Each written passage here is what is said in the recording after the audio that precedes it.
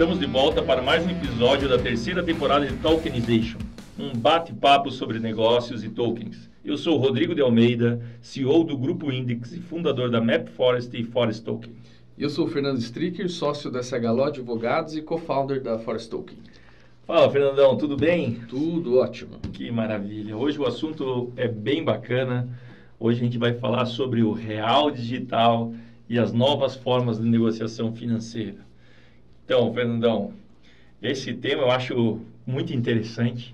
Eu tenho ouvido falar, eu resolvi trazer porque ele tem tudo a ver com a questão de tokenização, toda essa estruturação e como isso vai impactar os negócios, né, no Brasil e no mundo de forma geral. Então, eu acho que hoje a gente fala sobre o real digital, uma CBDC, né, Central Bank Digital Currency. Vamos lá, o que é isso? Vamos juntos aí construindo esse contexto. Com certeza. Eu acho que o real digital, ele está no noticiário, né? A gente está vendo todo dia alguma publicação. E se os bancos estão falando, se tem várias empresas aí grandes, né, cooperativas, falando e se preparando, quem somos nós para não falar desse tema? E nos prepararmos, né? Porque como o nosso podcast aqui é falar de tokenização, não tem como não falar do real digital, que é um dos projetos que tem aí atraído olhares de vários países do mundo. Estados Unidos, Canadá estão se espelhando, inclusive, no Brasil. Então, é muito legal que, pelo menos nesse flanco, o Brasil está se destacando bastante. E eu acho que ele reforça duas teses que nós já vínhamos falando desde o início aqui do Tokenization. Primeiro, o blockchain inova as formas de transações e ele melhora, otimiza, cria eficiência e reduz custos. Segundo, ele veio para ficar. Desde o começo a gente fala isso e ainda, né, essa semana eu saí com alguns amigos e eles perguntando, mas olha, eu ouço lá o podcast de vocês, eu não entendo ainda o que é essa tokenização.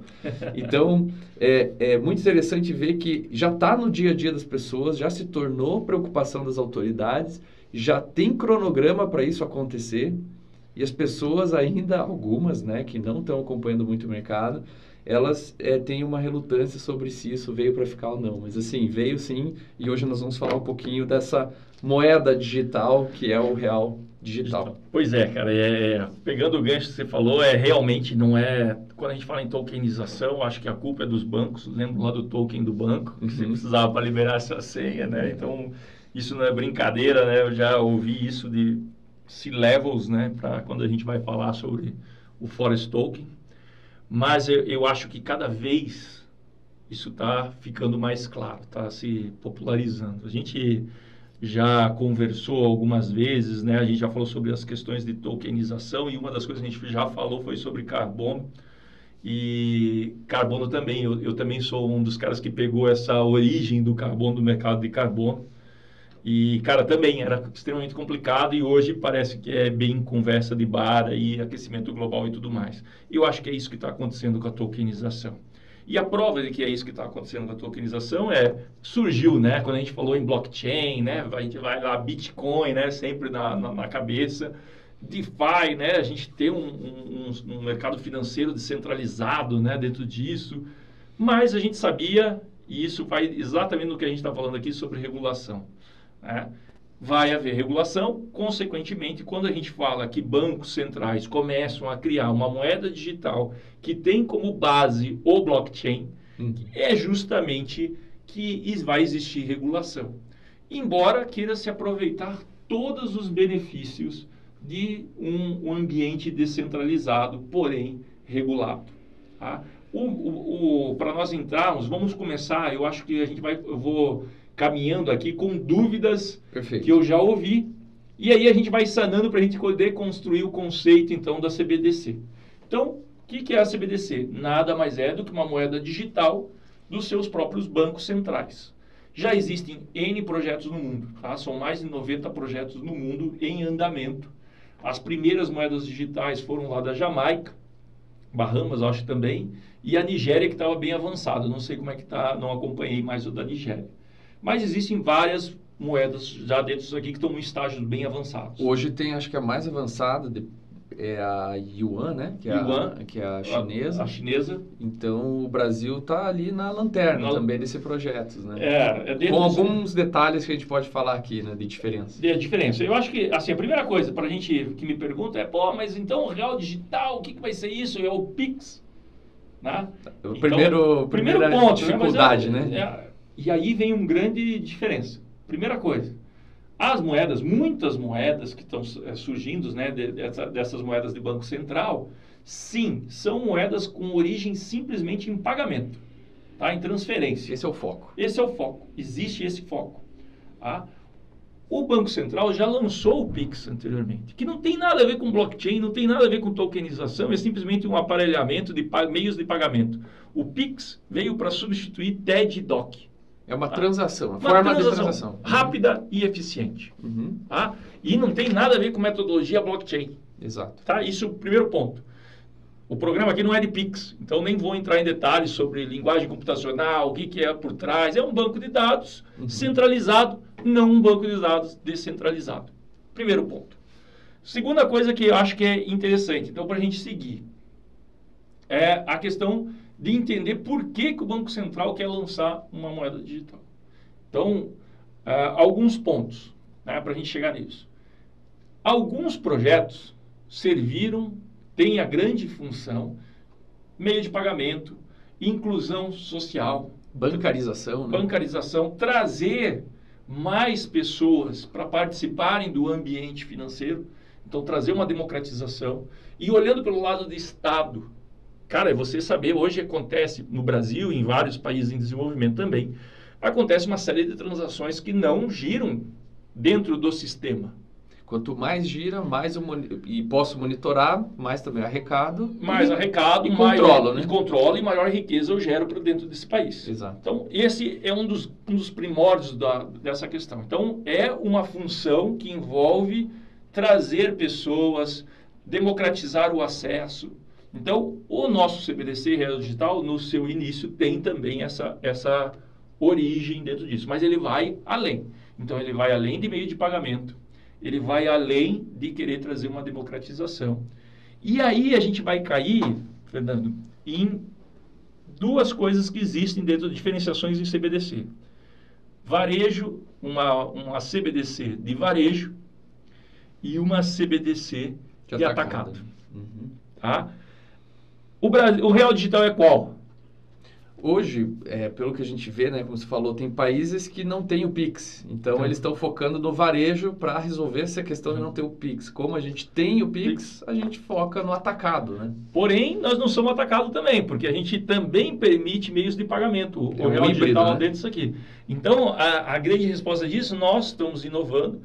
Desses 90 e poucos países ali que eu falei, existem, eu acho que 6 ou 8, são 8 países que estão no híbrido, no modelo do Brasil. Se não me engano, África do Sul, Austrália, mais alguns outros países. Enquanto alguns focaram, principalmente os países europeus, focaram no atacado, outros focaram no varejo, principalmente como China e países em desenvolvimento.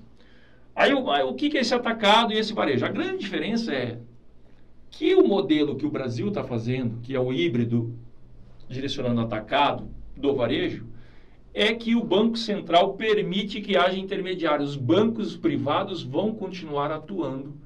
E então os bancos vão continuar sendo os intermediários.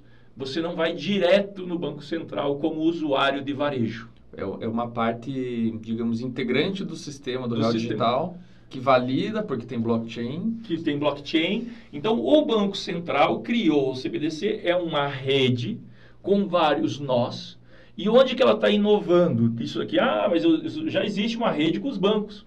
O que está mudando? Que esses nós vão permitir que outros empreendedores entrem dentro desses nós e prestem serviços que antes eram exclusivos de bancos. Eu até queria explicar um pouquinho, voltar atrás lá na lógica do que são os nós, né? Então, assim, rede blockchain, para quem está ouvindo, mas às vezes não lembra ou quer refrescar a memória da estrutura, sim, ela é descentralizada, né? Você, então, ao invés de ter um banco central lá emitindo a moeda, claro, você ainda vai ter, por conta da soberania do país para fazer isso, mas você vai precisar, tendo um blockchain público, você vai precisar de validadores das informações que existem na blockchain. Então, a grande vantagem da blockchain é, por exemplo, vamos supor que toda a estrutura do grupo Index esteja numa blockchain. Os registros eles estão pulverizados em vários nós que nada mais são do que computadores, poder computacional, sim, que tem uma cópia da estrutura do blockchain. Então, se eu altero aqui e hackeio a estrutura do Index, eu não vou alterar a realidade do blockchain porque ele está em blockchain, ele está pulverizado. Em termos bem leigos e rápidos, é isso. Então, quando eu falo em nós na rede aqui do Real Digital, eu estou falando que eu preciso de poder computacional, eu preciso de integrantes que vão também validar as transações e vão ser partes autorizadas a estarem ali, né? Então, eu consigo regular, de certo modo, quem está nessa rede. Isso, olhando do ponto de vista técnico, é exatamente isso, né? Então, são os validadores que mantêm a rede descentralizada, né? Trazendo segurança, transparência, eficiência e tudo mais. Mas, olhando do ponto de vista da mudança e da transformação do setor financeiro, é você agregar muito mais agentes trabalhando dentro do setor financeiro. Então, isso vai permitir que tokenizadoras, que criem determinados produtos, tokens, ali dentro, ofertem esses seus produtos com uma validação utilizando o Real Digital. Então, por exemplo, no nosso caso, o Forest Token é uma facilidade que, se nós entrarmos dentro da rede, formos validados, é claro, isso não é automático, automático. Né? Lembre-se, não esqueçam, existe o governo, existe regulação, vai existir, está para sair agora, inclusive, a primeira, né, a instrução normativa aí do Banco Central, né, que vai justamente nessa linha para regular quem participa, como que tokenizadores precisam se cadastrar, que eu acredito que vai ser a porta de entrada para justamente você seguir para uma segunda etapa, que é participar dessa rede, tá? É ser um nó dessa rede. E isso vai permitir, por exemplo, vamos usar o caso do Forest Token, né, que é justamente os nossos tokens poderem entrar dentro desse processo e conseguir uma transação de compra e venda desses nossos tokens utilizando a plataforma do Real Digital e, consequentemente, o meio de pagamento do Real Digital. Então, veja, é muito mais do que simplesmente um Pix.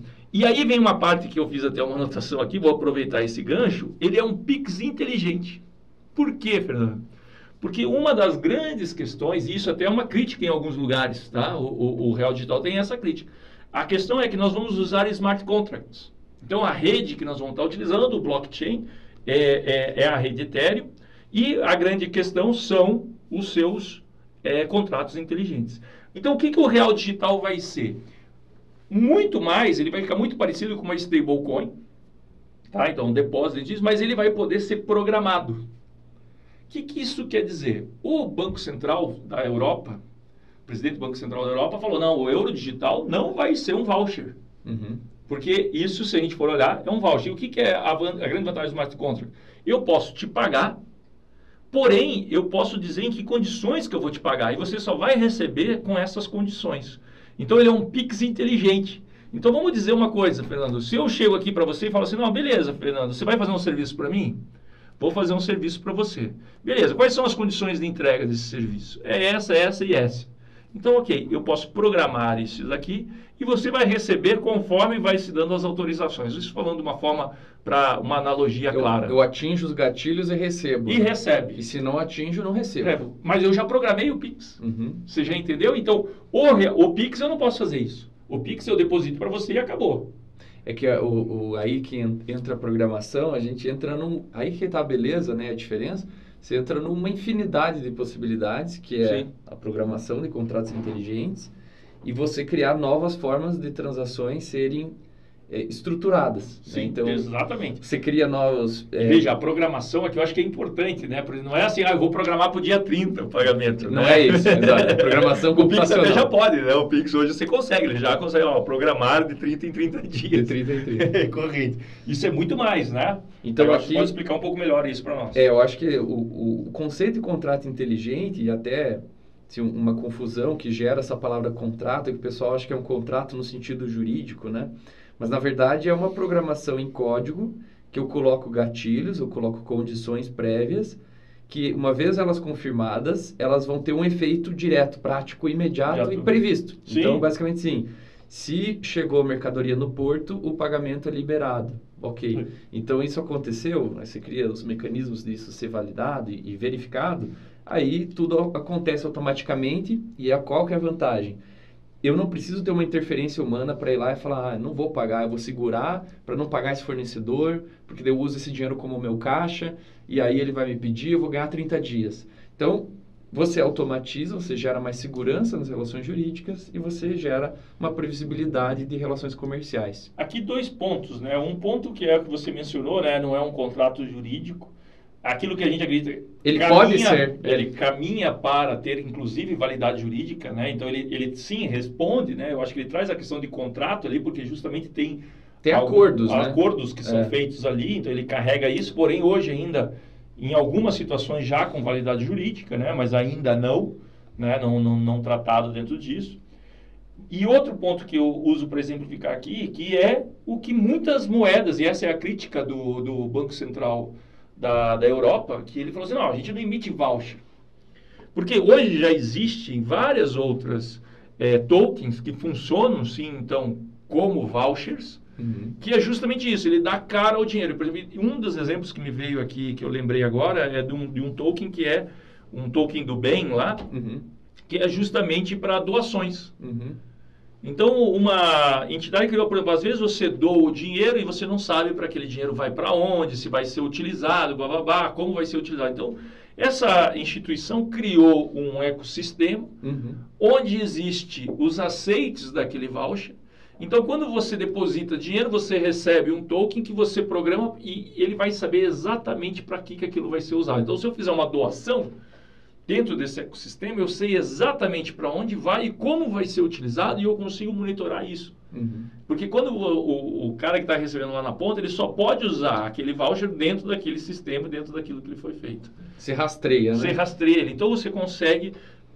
a analogia que eu achei melhor aqui é um Pix inteligente, entendeu? Então, ele é programável e você vai fazendo. Então, essa é a ideia aqui dentro do Real Digital. Eu acho que a gente consegue até concluir esses aspectos que a gente trouxe como o Real Digital ser uma espécie de sistema e não só uma transação como o Pix. Sim. E esse sistema ele ser interoperável com outros sistemas de outras empresas que usem blockchain. Então você cria uma sinergia, você cria uma espécie de ponte digital em que um projeto como o Forest Token linka com o projeto do governo e você consegue incluir ali facilidades de meios de pagamento e programações. O que eu vejo que é um objetivo, o que o Real Digital resolve algumas coisas, né? Ele inibe bastante crime, evasão fiscal, sonegação, então tem esse benefício. Ele reduz custo de emissão de papel moeda, porque emitir dinheiro custa, monitorar isso custa, deixar isso em depósito, em banco, em caixa automático custa, e você ter um elemento digital que é transacionado, o custo é muito menor, né? Então não tem espaço físico, não tem nada, mas você tem o controle e a segurança da tecnologia. Então eu vejo que esses são alguns benefícios também muito bons, então é um pacote de benefícios, não é só um, e a usabilidade disso ainda é muito incipiente. A gente vai começar a ver a potencialidade depois que todo mundo tiver já acostumado, outras startups vierem com soluções. A previsão é para final de 2024 ter ali o lançamento e ainda no ambiente, né, já está tendo testes, mas num ambiente controlado ainda, né? Sim. E assim, umas questões assim, né? Por exemplo, a gente vê muita aplicação disso pensando nesse Pix inteligente. Onde que eu vejo o Real Digital? E, por exemplo, vamos pegar o exemplo do Forest Token, né? Então, por exemplo, hoje uma das grandes dificuldades que o produtor florestal tem é conseguir crédito. Tá? Isso qualquer produtor. Tá? Porque existe o crédito, mas você tomar o crédito é um puta problema. É burocrático, é moroso, é demorado, bababá, tem os riscos, né? Hoje, por exemplo, é muito comum também nos créditos, você não saber... Por exemplo, o cara toma um crédito rural e o cara vai lá e compra uma caminhonete, que não tem nada a ver com o que ele queria fazer. Então, existe, a ideia, por exemplo, assim, a grosso modo, que a gente está enxergando, é você poder tomar um crédito com a sua própria produção. E aí, você hoje, para fazer isso, você precisaria securitizadora, precisaria evento, precisaria um monte de coisa para conseguir tomar esse crédito. O que vai mudar? Vai mudar que você vai poder, de repente, com o seu próprio celular, com sua própria base de dados, já você estando dentro de um ambiente, por exemplo, tendo um token como o COPF, você vai poder usar esse próprio COPF como um colateral e transformar esse COPF em real digital. Porém, como ele é... Só que aí, por exemplo, você poderia chegar e falar assim, mas o cara vai usar o dinheiro... Por exemplo, o risco, por exemplo, que existe de empréstimo, um dos riscos, né? É justamente eu tomar dinheiro para plantar e não plantar. E não plantar. Tá? Então, por exemplo, quem emprestou esse dinheiro tem um puta risco. Pô, o cara não plantou. Se ele não plantar, ele não vai te pagar. Tá? E aí a questão é, com o real digital, uma das coisas que vai ser possível, como ele é programável, eu posso chegar e falar assim, não, beleza, então eu vou pegar para quem você quer. Eu quero comprar insumo. Beleza. Você pode comprar insumo. Com o meu token COPF, eu não consigo escrever, a não ser que seja dentro do meu marketplace. Uhum. Então, eu boto gente lá dentro, eu posso colocar dentro do ambiente da Forest Token, nós podemos colocar uma buyer, algum fornecedor de insumos, e falar, olha, agora você troca o COPF por esse daqui, ou usa o próprio COPF para ir lá, o nosso token, para comprar diretamente no marketplace. Com o Real Digital, nós transformamos num grande marketplace o Brasil. Todo mundo. Porque o que vai acontecer? Eu vou tomar um empréstimo, vou falar assim, eu quero. Então eu vou minimizar o risco, quem está dando, falando, não, mas para que você quer? Para comprar insumo. Ok, pum. O Real Digital está escrito insumo. Então ele pode ir em qualquer loja, qualquer lugar, qualquer coisa. Só que ele só vai poder comprar insumo com aquele dinheiro. Quando ele chegar para pagar, precisa da nota fiscal, precisa da compensação. Então é insumo? Não é insumo. Você consegue programar N cenários, né? N cenários. Então isso... E aí o que isso faz, cara? Qual que é um dos grandes problemas? Vamos pensando aqui no universo de crédito. Os grandes problemas do crédito é o cara pagar. Por isso que o juro é alto. Exato. Porque tem o cara que é o bom, que quer usar, e tem o malandro que não quer usar. Então, isso divide o risco e muita gente aumentando os juros. Aumentando os juros, porque o cara pode usar para uma coisa. Aqui você consegue. Uhum. Tá? E aí, N coisas, né? Pense pelo lado de lavagem de dinheiro, corrupção, N outras coisas, porque agora ele fica programável, bicho. Né? Então, você consegue sumir com ele. Usar uma maleta de real digital, não tem como. Imagine, cara. Imagine isso em licitação. Por exemplo, no processo licitatório, por exemplo, o que isso pode mudar? Né? E aí tem N coisas que a gente vai poder utilizar programado, que você vai poder ter esse controle, saber o uso, saber uma série de questões. Né? Não, com certeza. Eu acho que a gente abordou bem assim, para que ele veio, Sim. Mas a gente não sabe até onde ele vai, em termos de aplicação, porque realmente ele vai inovar em termos de novos negócios, novas modalidades de financiamento, novas programações que a gente vai poder fazer e, principalmente, as pessoas acostumarem a usar. O que nós verificamos também, né, é que isso não vai acabar com os bancos. Algumas pessoas têm essa dúvida. Então, Real Digital, eu fico falando direto com o Banco Central. Não, você vai precisar ter lá uma conta, um endereço, uma wallet no banco. E aí, a partir disso, você vai poder usar o dinheiro e com uma facilidade também tremenda, imediata praticamente, sem necessidade de ficar submetido a várias regras hoje do mundo que não é blockchain. Exato. O que a gente cria, né? Por exemplo, você veja, a Forest Token, nossa solução é um marketplace, né? A gente cria uma plataforma de tokenização que é um marketplace. E ele tem as suas limitações, embora bem expansível, né? Dentro do setor florestal, a gente vem desenhando aí um futuro dele bem amplo, mas com o Real Digital, e esse para mim sempre foi a grande vedete, é que com o Real Digital, nós sendo um nó dentro desse ecossistema, o nosso marketplace é infinito.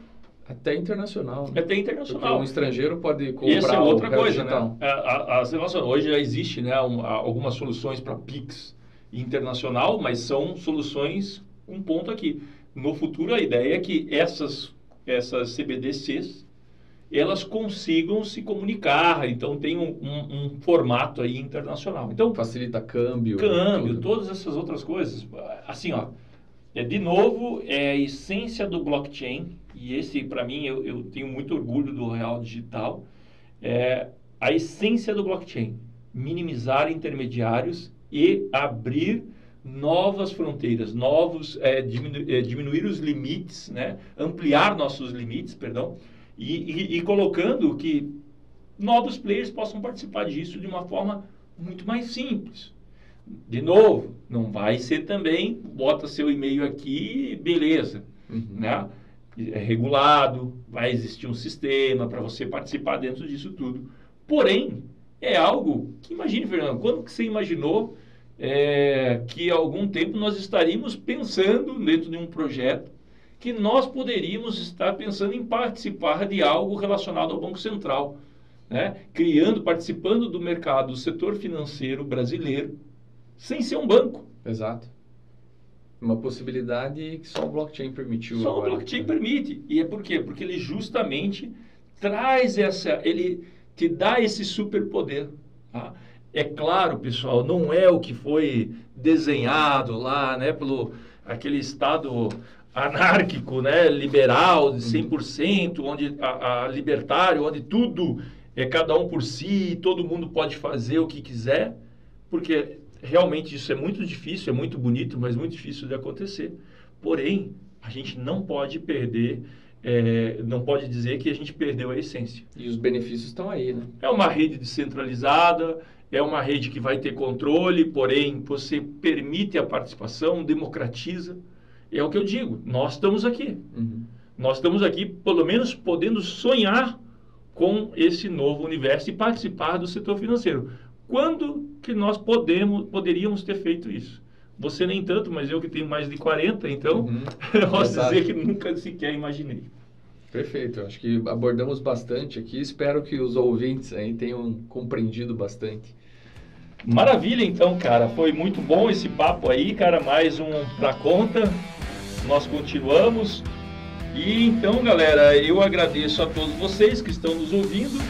E se você gostou, compartilhe o Talkinization com um amigo, converse com a gente nas redes sociais e fique por dentro dos próximos episódios. Acesse os perfis da Forest Talking nas redes sociais, @Forest Talking. Valeu, galera, até a próxima! Até a próxima!